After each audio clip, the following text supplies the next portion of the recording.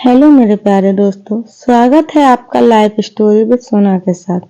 दोस्तों, इस कहानी से किसी का दिल नहीं दुखाना चाहती हूँ, लेकिन इस कहानी की सच्चाई हमारी इसी दुनिया का हिस्सा है, क्योंकि अपनी बेटी की शादी में ज्यादातर पिता को इन परेशानियों का सामना करना ही पड़ता है। बेटी की विदाई की ये कहानी आपकी भी आंख भर देगी।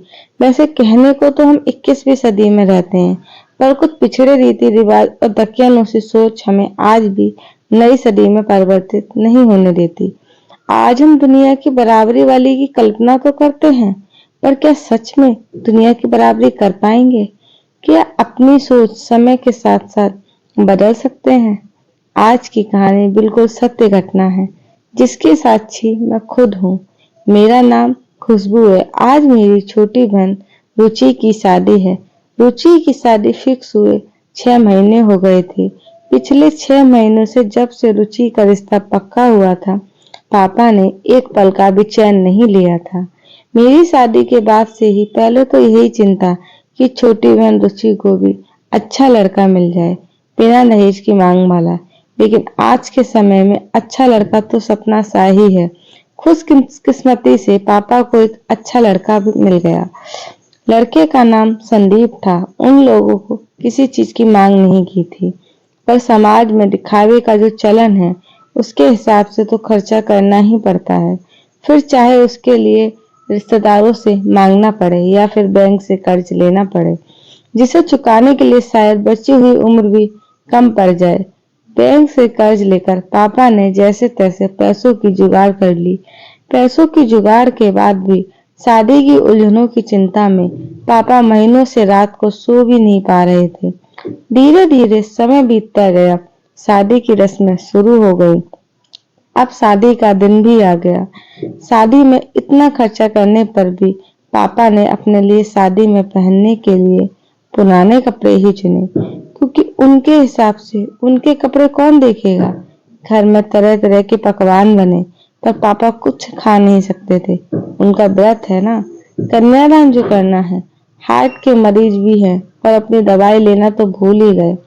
किसी तरह मैंने और रुचि ने दूध और केले के साथ दवाई खिलाकर ही राहत की सांस ली। शाम होने लगी और पापा की घबराहट बढ़ रही थी। रह रहकर माथे पर जनवरी के महीने में भी पसीना आ रहा था। बारात द्वार पर आ चुकी थी और मैरिज होम लाइट से जगमगा रहा था। जैसे जैसे डीजे की आवाज तेज आनी शुरू हुई, पापा की घबराहट भी बढ़नी शुरू हो गई, जैसे उनका जीवन का ये आखिरी इम्तिहान हो और अगर कोई कमी रह गई तो उसकी भरपाई कर पाना मुश्किल हो जाएगा। आखिरकार बारात आ गई। पापा हाथ जोड़े दरवाजे पर फूल माला के साथ उनका स्वागत कर रहे थे। बारातियों की संख्या देखकर पापा घबरा गए थे। धीरे से अपने परिवार और रिश्तेदारों के बीच गए और सबसे निवेदन किया कि बारात के खाने के बाद ही खाना जाए। इज्जत का सवाल है। बाराती तय संख्या से कुछ ज्यादा ही आ गए हैं। परिवार के लोग तो जरूर समझ गए, पर रिश्तेदार वो कहाँ समझने वाले होते हैं।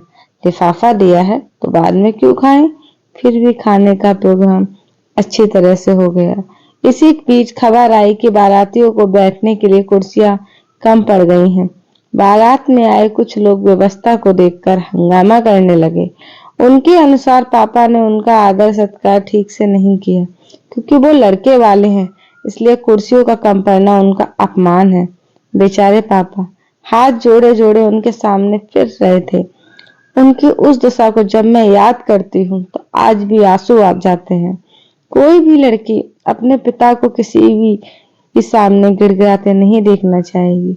उस दिन मुझे पहली बार खुद के लड़की होने का दुख हुआ। काश मैं लड़का होती तो उन्हें ये दिन ना देखना पड़ता। वो लड़के वाले हैं, इसलिए नखरे दिखाना अपना गौरव समझते हैं, और पापा को बेटी का पिता होने की सजा मिल रही थी, जो उन्हें सबके सामने माफी मांगनी पड़ी। उन्हें हाथ जोड़े देख रिश्तेदारों में भी खुसर फुसर होने लगी थी।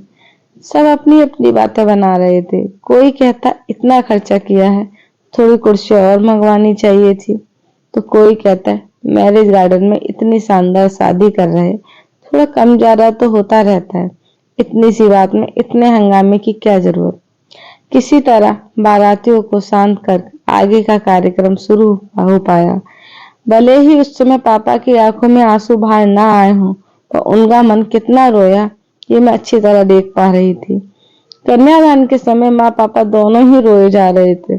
जिस बेटी को खुद से कभी दूर नहीं होने दिया, उसे एक पल में भी किसी अनजान को कैसे सौंप दें, जिन्हें अभी कुछ महीनों पहले से ही जानते हैं। कैसे वो अपनी इच्छाएं, अपनी ख्वाहिशें उन अजनबियों को बता पाएगी। इसी कसम उन्होंने बहते हुए आंसुओं की धारा में रुचि का कन्यादान भी कर दिया। और अब सबसे मुश्किल घड़ी आने वाली थी। घर के सब लोग पापा को ढूंढ रहे थे और वो एक कोने में अपने आंसुओं को छिपाए बैठे थे। विदाई की घड़ी आ चुकी थी। रुचि को देखते ही वो खुद को रोक नहीं पाए और पापा और रुचि बहुत देर तक गले लगकर रोने लगे।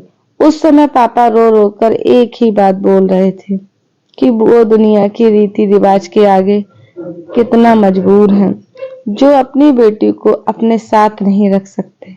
उसके रहने के लिए नया घर ढूंढना पड़ा। रो रो कर बेटी से माफी मांग रहे थे। रुचि की विदाई हुई मानो सब खत्म हो गया।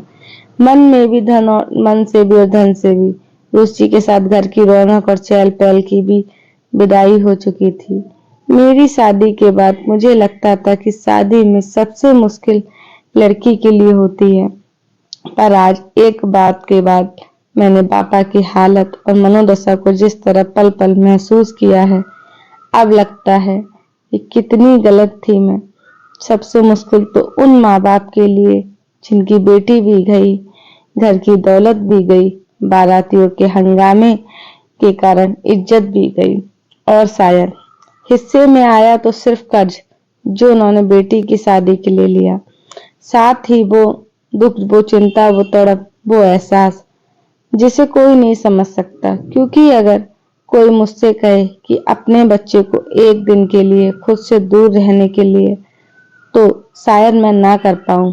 और बेटी की माँ बाप क्या कर जाते हैं।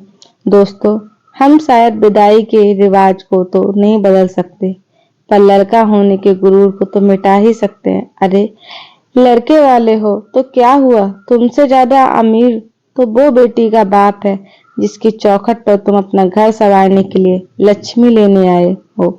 तुम महान कैसे हो जाते हो? महान तो वो है जिसने तुम्हारा घर संवारने के लिए अपना घर उजाड़ दिया। चाहे लड़के के पिता हो या लड़की के, दोनों ही समान सम्मान पाने के हकदार होते हैं। इसलिए लड़की के पिता को कभी नीचा ना दिखाएं, वो भी आपकी ही तरह बराबरी का हक रखते हैं। अगर दोस्तों आपको मेरी ये कहानी आपके दिल को छुई हो तो मेरे चैनल को लाइक करें, सब्सक्राइब करें, शेयर करें। बट मुझे विश्वास है जिस बेटी ने अपने पिता को देखा होगा पास से, वो अपने पिता की मनोदशा अच्छे से समझ सकती है।